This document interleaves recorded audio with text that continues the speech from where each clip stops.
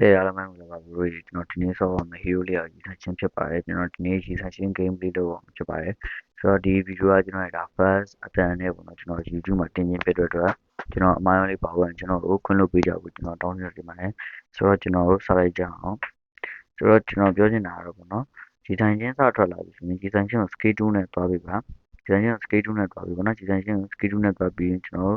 ဒီ4 second ပေါ့နော်ဒီ second ကနေစပြီးသူ့ရဲ့4မြောက်ကိုဆွဲရပြီပေါ့နော်4 second ကနေစပြီးကျွန်တော်တို့4မြောက်ဆွဲမယ်အဲဆိုရင်ကျွန်တော်တို့က4မြောက်မလျှော့ပါဘူးပေါ့နော်ဒီမှာတော့ကျွန်တော် bluebird rapper စားနည်းနောက်ကျရအတွက်ကြားရပေါ့နော်ကြားရအတွက်ကျွန်တော်ဒီမှာတော့ကျွန်တော်တိုင်းနေရာကိုကျွန်တော်ဖြတ်ထားရပေါ့နော်ဒီနေ့ကကျွန်တော်ဒီမှာ walking crease စားနေချိန်မှာကျွန်တော်တို့ enemy က bluebird မစားဘူးပေါ့နော် enemy ဘက်က bluebird မစားရအတွက်ကျွန်တော်တို့က enemy bluebird ကိုသွားစားရချိန်မှာကျွန်တော်တို့ Karina အပြင်ရောက်လာတော့ Karina ကိုပြန်ရောက်တော့ကျွန်တော်တို့ share တော့မရခဲ့ဘူး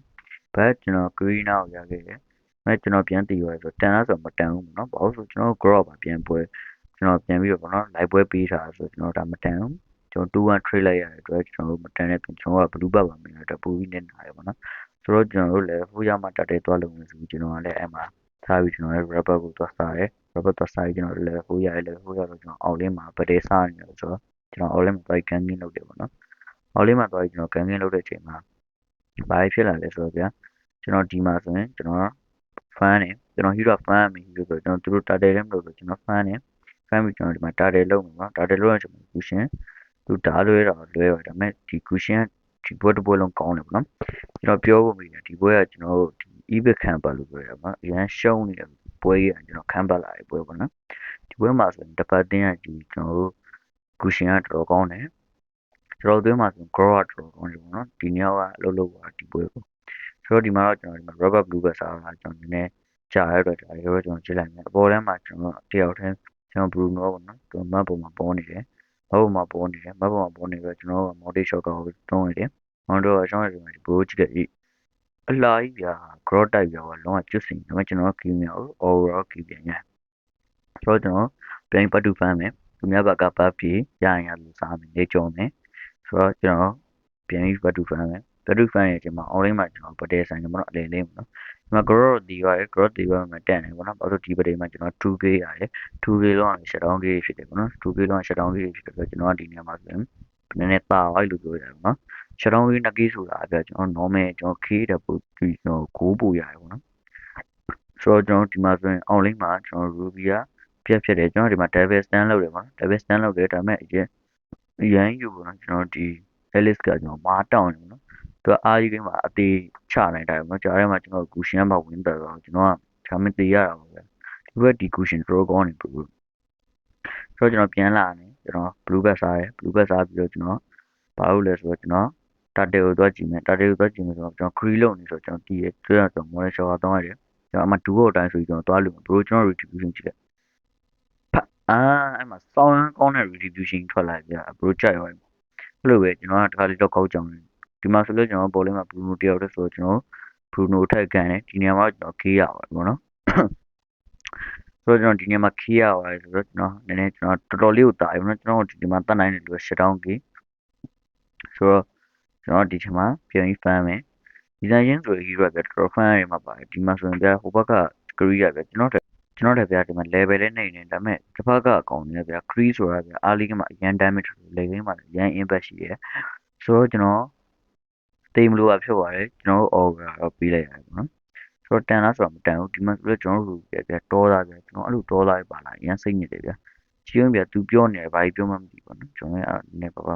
ဆဲပဲတော့နော်ဆဲပြီးတော့ကျွန်တော်ဒီမှာကူရှင်ကဒီဘတ်တော်ကောင်းတယ်အမေကျွန်တော်ပြောလို့ဟာနာဘီကိုဝင်တက်တယ် God Heronic Churches မှာသူ့ကိုကျွန်တော်ပြန်တက်ခိုင်းပြီးပဲကျွန်တော်ပြန်တည်ပါကျွန်တော်က shutdown ကြီးပြီးလိုက်ရတယ် Korea shutdown ကြီးရပါဘူးဘောနော် shutdown ကြီးရပါတော့ Korea ဒီမှာလည်းပေါက်သွားပြီဆိုတော့ဘောကောင်တွေကဘယ်လောက်နေကြမသိဘူးဆိုဘူးပဲကျဲပေါ့နော်ကျွန်တော်ဒီမှာ buff တွေစားတယ်ကျွန်တော် buff တွေလေး white ခံရတယ်ကျွန်တော်မှစားချက်ပါမရှိဘူးဒီဇိုင်းချင်းဆိုတာ rubber လိုရတယ်ဒီမှာဆိုဟာနာဘီထပ်တည်ပါတယ်ကျွန်တော်ဗာဆုံးရှုံးကြရကြီးပဲပေါ့နော်ကျွန်တော်ဗျာဒီမှာဒီလောက်ရှုံးနေတာမှကျွန်တော်ထပ်ပြီးတော့ကျွန်တော်ရဲ့ distribution scale ကိုမြင်ရပါတော့ဒီမှာဆိုရင်ဟိုဘက်က hyper မရှိဘူး okay ကျွန်တော် routine ပေါက်မယ်ဆိုတော့ဒီမှာကျွန်တော် trail ဝင်လာဒီမှာဆိုလို့ကျွန်တော် trail ဝင်ဒီပေါက်တယ် but ရပါပဲဒါပေမဲ့တစ်ပတ်တင်းကျွန်တော်ဆိုတော့ကျွန်တော်တို့ဒီမှာ ပြန်ပြီးတော့ကျွန်တော် back to front လုပ်ရမယ် back to front လုပ်နေချိန်မှာပဲလေလေးမှာပတဲဖြစ်တယ်ပေါ့နော်လေလေးမှာပတဲဖြစ်တဲ့ချိန်မှာကျွန်တော် double key ပေးလိုက်ရတယ် double key ပေးလိုက်ရတယ်ပေါ့နော် double key ပေးလိုက်ရဆိုရင်ကျွန်တော်ဒီမှာတော့ကျွန်တော်တကောင်ကျွန်တော်ထပ်ပြီးပြန်ကောက်နေပေါ့နော်ကျွန်တော်ကစ Alice လို့တတ်မှာပဲဒါပေမဲ့ Alice ကအရင်မှာနေအတွက်ပြီးမှရှိရကမလာကိုပဲကျွန်တော်ဝင်တက်ရတယ်ဝင်တက်ပြီးတော့ဒီမှာဆိုတော့ကျွန်တော် bro ကြည့်လိုက်ပါဦးဗျာဒီမဲ့အဲ Alice ကတော်တော်လေးကိုဗျာစိတ်ကင်စာပြီးပါဗျာဒီဘန်ကြီးတို့နေရာမှာသုံးနေတာပေါ့နော်ပုံမှန်ရှိမှလည်းကျွန်တော်ဟာနာဘီရဲ့ကူရှင်တက်လို့ပြီးပါပြီဒီဟာနာဘီကလေဒီတပွဲလုံးမှာလေသူ့မှာ vision ကောင်းတည်နေရောဗျာသူမကောင်းလို့ဆိုလည်းမဟုတ်ဘူးဗျာဒီပွဲသူလည်းကောင်းပြီရှာပါ vision တဲမြရဲ့အကြောင်းရဗျာတစ်ဖက်ကကူရှင်ကြီးအရန်ကောင်းနေပေါ့နော်ဒီကူရှင်တော့ကျွန်တော်တော်ကြိုက်ရဒါပေမဲ့ဒီထဲမှာဆိုတော့အရန်ကောင်းတဲ့ကူရှင်လေးကကျွန်တော်သိနေတော့မသိရမယ်ဆိုတော့ဒီမှာကျွန်တော်ကမလာကိုပဲကျွန်တော်ထည့်ရခဲ့ပါတော့ကမလာကိုပဲကျွန်တော်ထည့်ရခဲ့တော့ကျွန်တော်ဒီမှာတန်သွားပြီကျွန်တော်စ Alice ကိုတတ်မှုလို့ပဲဘိုးကျတော့ Alice ကမာတောင်းနေကျွန်တော်အုံတော့တယ်မရှိဘူးဒီမှာဆိုပြကျွန်တော် create ဝင်တတ်တယ်ပေါ့နော် create ဝင်တတ်တဲ့အချိန်မှာကျွန်တော်ကြားကန်ဒီပဲဒါပေမဲ့သူ distribution ပေါ်ရတယ် but ကျွန်တော်ဟာနာပြီးရလေကျွန်တော် create ကိုပြန်တက်ပြီးရတော့ကျွန်တော်က AC ဖြစ်သွားပြီပေါ့နော် sorry ပါဘရိုကျွန်တော်ဒီမှာကျွန်တော် recording fan တန်နေပြီပေါ့နော်ကျွန်တော်အစားတော့ game ထဲမှာ in game မှာ recording fan တာကျွန်တော်ကြောက်သွားပါဘာလို့ကျွန်တော်လည်းမတည်ဘူးပေါ့နော်ကြောက်သွားလို့ကျွန်တော်ဒီမှာကျွန်တော်လာပြီးတော့ကျွန်တော်ဒီ short ပြီးမှကျွန်တော် recording လာဖမ်းပြရတယ်ပေါ့နော်ဆိုတော့ကျွန်တော်ဒီမှာဆိုရင်တစ်ဖက်တင်းရကောင်ကြီးတော်တော်ကျွန်းလာပြီပေါ့နော်ကင်မရာတီးသွားတယ်ပြီးတော့ Alice ကပါကျွန်တော်တို့ room ကိုကျွန်တော်သုံးတဲ့နေရာကြီးကျွန်တော်တို့တာဝန်တိုင်းကြားမှာဆိုတော့သူပြန်တီးသွားတယ်ပြန်တီးသွားပြီးတော့ကျွန်တော်တို့တော်တော်လေးကိုသာသွားလို့ပြောရတယ်အဲ့နေရာမှာပေါ့နော်ဆိုတော့ဒီနေရာမှာကျွန်တော်တို့တော်တော်သာသွားတဲ့အချိန်မှာကျွန်တော်ဘာလုပ်လဲဆိုတော့ကျွန်တော်ကတော့တစ်ချက်ကောင်ကြီးပတ်တဲ့ဆိုင်နဲ့ကျွန်တော်က online နဲ့ကျွန်တော်ရဲ့ rubber လေးကိုကျွန်တော်ပြန်ပြီးယူခဲ့တယ်ကျွန်တော် online နဲ့ Christian နေတဲ့အချိန်မှာပဲကျွန်တော်ကဒီမှာပတဲကတော်တော်သာသွားပြီပေါ့နော်တစ်ပတ်တည်းကကျွန်တော်ဒီမှာ white out တွေပါတယ်ပါကျွန်တော်ပေးရကန်ကြီးပေါ့နော်ကျွန်တော် green တကောင်ပဲကျွန်တော်ကြမ်းခဲ့ပေါ့နော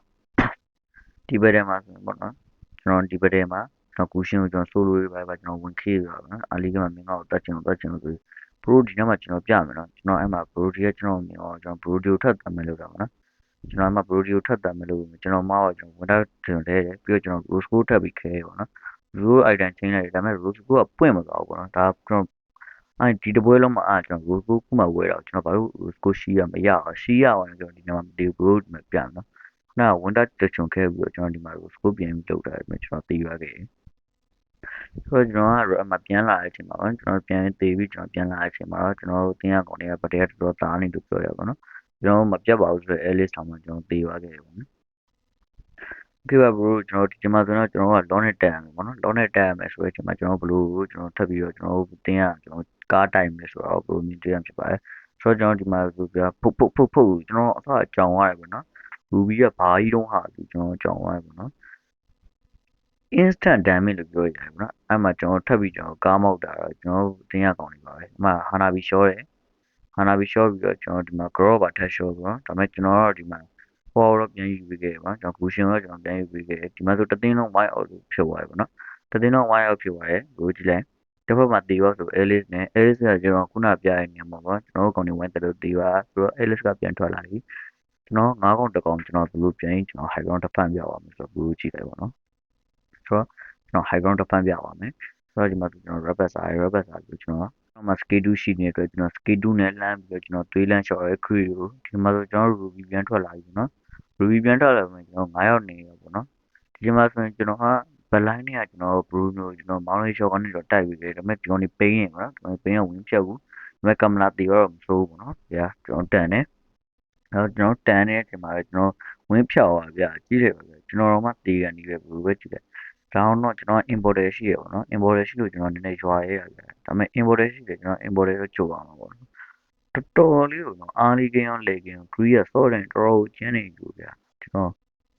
တကယ်ကြိုက်တယ်ပေါ့နော်ဒါပေမဲ့ကျွန်တော်တော့မစောတတ်ပါဘူးဆိုတော့ဒီပဒေမှာဆိုရင်တော့ကျွန်တော်တို့ဒီမှာကျွန်တော်ပြန်တာသွားတယ်ပဒေလို့ပြောရတယ်ပဒေကျွန်တော်တို့ review ကျွန်တော်ကအစိုးရရလိုက်တယ်ပေါ့နော်အဲ့ဒီကျွန်တော်တို့ review ကျွန်တော်ကအစိုးရရတဲ့ကျွန်တော်ကဒီမှာပါဆုံးတယ်ဆိုတော့ကျွန်တော်တို့ကတတ်တယ်ကိုကျွန်တော်တို့တတ်တယ်အောင်ဖြစ်တဲ့ story log ခေမယ်ပေါ့နော် log ခေမယ်ဆိုတဲ့နေရာမှာကျွန်တော်ဘယ်လိုလုပ်မလဲဆိုတော့ကျွန်တော်မှာ Alex ရဲ့သလုံးတော့ review မရှိတော့ဘူး Chrome တော့ review မရှိတော့ကျွန်တော်ကမကြောက်တော့ဘူးပဒေဝင်းဆိုင်ရေပေါ့နော်ဒါကျွန်တော်တို့ data file နဲ့ pushing ဖြုတ်သွားခဲ့နေရပေါ့နော်ကျွန်တော်တို့ grow vision ပြပြီးတော့ကျွန်တော်ဒီမှာ create ကိုရန်ရှင်းလိုက်တယ်ကျွန်တော် create ကိုရှင်းပြီးတော့နောက်ပိုင်းမှာကျွန်တော်ဒီမှာဝင်ချတယ်ကျွန်တော် multi shot ကကုန်းသွားတယ်ဒီမှာဆိုရင်ကျွန်တော်ဟာနာပြီးတော့ raw damage ထွက်တယ်ပြကျွန်တော် instant key ပါဘူးနော်ခုရှင်း instant key ရရဲ့ကောင် instant ပြန် key ပါ ဒီမှာဆိုကျွန်တော်ထထောင်းနဲ့ချက်ချက်တိုက်ထားတယ်ဒါပေမဲ့ဒီမှာဆိုဒီကောင်ကကျွန်တော်ဝင်းအောင်နေချပြန်ဖွင့်ရင်ကျွန်တော်ပြန်ကေးတယ်ဒါပေမဲ့ကျွန်တော်ဘက်မှာကျွန်တော် grow တယောက်လို့ရှိရဆိုတော့ကျွန်တော်မှာအကုန် full ရှိရတစ်ဖက်မှာ Alice တယောက်တည်းနဲ့ကျွန်တော်ဘယ်လိုမျိုး high ground တစ်ဖက်အောင်မလဲ Alice ဒီနေရာပဲကျွန်တော် final position လုပ်နိုင်သွားပဲဆိုတဲ့အချိန်မှာကျွန်တော် Alice ဒီဆုံးသွားပြီပေါ့နော်ကျွန်တော် grow ပဲပေးလိုက်ရတယ်ကျွန်တော်အကုန်သေးတော့ကျွန်တော်ဒီမှာ final position လုပ်လို့ရပြီပေါ့နော်ဆိုတော့ကျွန်တော်ဒီမှာ final position လုပ်မယ်ကျွန်တော် crease ဆောင်ရယ်တစ်ပတ်တင်းကောင်နဲ့တည်တယ်စက္ကန့်20လောက်တည်တယ်ဆိုတော့ကျွန်တော်တို့က AC ပဲဆိုတော့ဒီမှာကျွန်တော် window ကဝယ်တယ်ပေါ့နော် window ကဝယ်လိုက်တယ် window ကဝယ်ပြီးကျွန်တော်အမြန်ချိုးမယ်ပေါ့နော်ဒီမှာဆိုတော့ကျွန်တော်တို့က epic canvas လုပ်နေတော့ခဲ့ပြီဖြစ်ပါတယ်ဒီပွဲလေးကဆိုတော့ကျွန်တော်လည်းတော်တော်ကောင်းတဲ့ပွဲလေးပေါ့နော်ကျွန်တော်လည်းခုမှအတန်းနဲ့ဆက်လို့တော့မရင်းပါပါနဲ့တော့မှပါဘူးကျွန်တော် channel ကို like share ကိုလုပ်ပေးကြအောင်ဗျနောက်နေ့မှာဒီတက်ကောင်းတဲ့ video နဲ့ပြန်လာခဲ့ပါမယ်